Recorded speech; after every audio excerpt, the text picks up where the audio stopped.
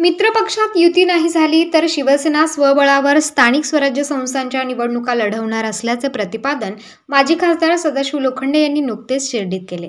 शिर्डी लोकसभा मतदारसंघातील एकनाथ शिंदे गटाच्या शिवसेना कार्यकर्त्यांची बैठक आयोजित करण्यात आली। यावेळी शिवसेना सदस्य नोंदणी अभियान सुरू करण्यात आले आहे।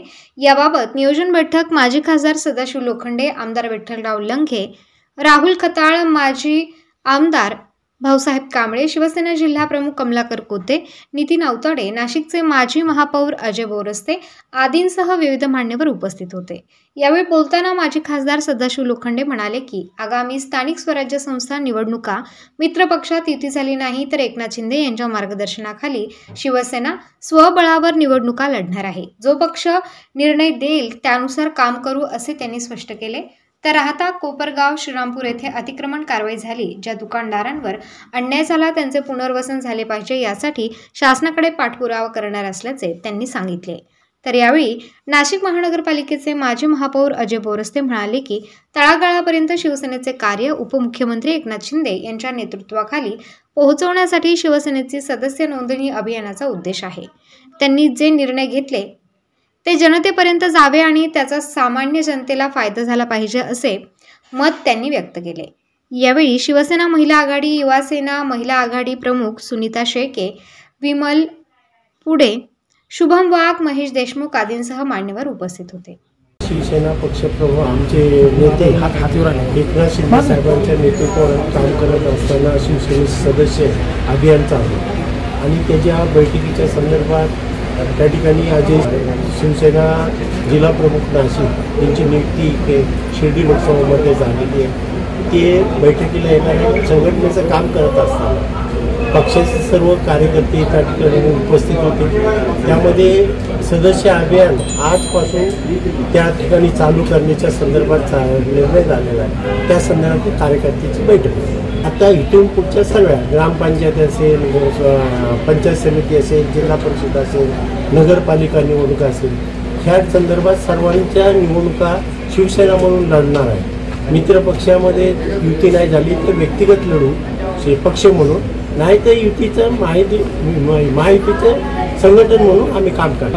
आता मित्रपक्ष मोठाच आहे, आम्ही कुठं बोललो मोठे आहे म्हणून। आता आमचं कार्यकर्ते म्हणून काम करत असताना सर्वसाधारण न्याय देण्याची भूमिका, कार्यकर्त्यांना न्याय देण्याचा, मतदाराचं काम करण्याची भूमिका ही शिंदे साहेबांची आहे आणि ती सर्व शिवसेना कोणाला वरचढ काय विषय नाही, पण हे काम करत असताना लोकांमध्ये पॉझिटिव्ह अप्रोच आहे। लोकांची कामं झाली पाहिजे।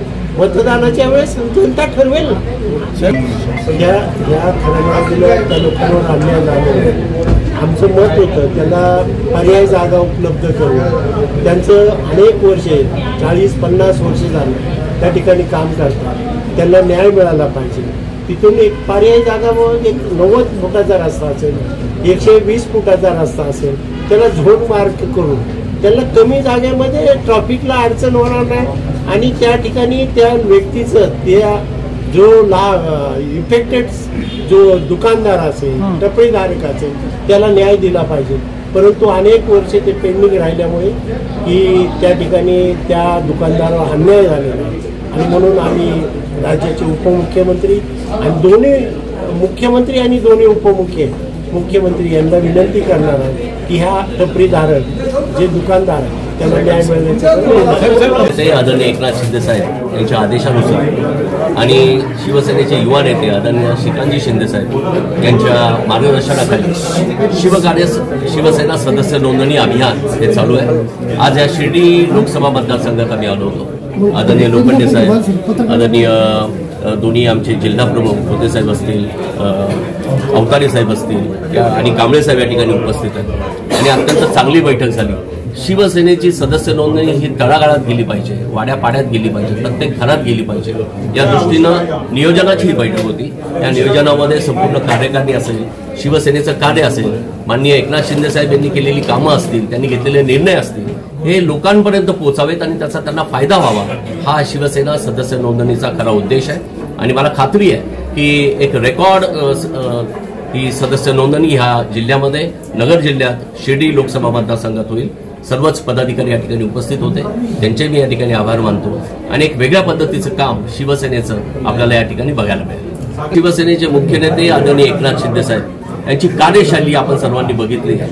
18 तास काम करणारं नेतृत्व या महाराष्ट्रानं बघितलं आहे. सर्वसामान्यांमधला हे व्यक्तिमत्व आज महाराष्ट्रातला मुख्यमंत्री झाले आणि नुसते मुख्यमंत्री नाही तर तळागाळातल्या लोकांच्या वेदना त्यांना माहिती आहेत आणि त्या दृष्टीनं त्यांनी निर्णय घेतले. आधी लाडक्या बहिणींपासून, लाडक्या शेतकऱ्यांपासून तर लाडक्या भावांपर्यंत हे सगळे निर्णय तळागाळात पोहोचले. त्यामुळे महाराष्ट्रातील जनतेला प्रत्येकाला असं वाटतंय की माननीय एकनाथ शिंदे साहेब यांच्या नेतृत्वाखाली काम करावं. त्यामुळे आपण म्हटलात, त्यामुळे आता कुठलाही असा वर्ग नाही किंवा असा कुठलाही जात धर्माची लोक नाहीत ज्यांना एकनाथ शिंदे साहेबांबरोबर काम करण्याची इच्छा आहे आणि त्यामुळे शिवसेनेत सर्वजण सामील होत आहेत. कृष्णजी विखे पाटील आणि खासदार डॉक्टर सुजय विखे पाटील यांच्या मार्गदर्शनाखाली एअरपोर्ट रोड लगत शिर्डी हद्दीत साईच्या ग्रुपच्या माध्यमातून रामनगरीचा भव्य प्रोजेक्ट.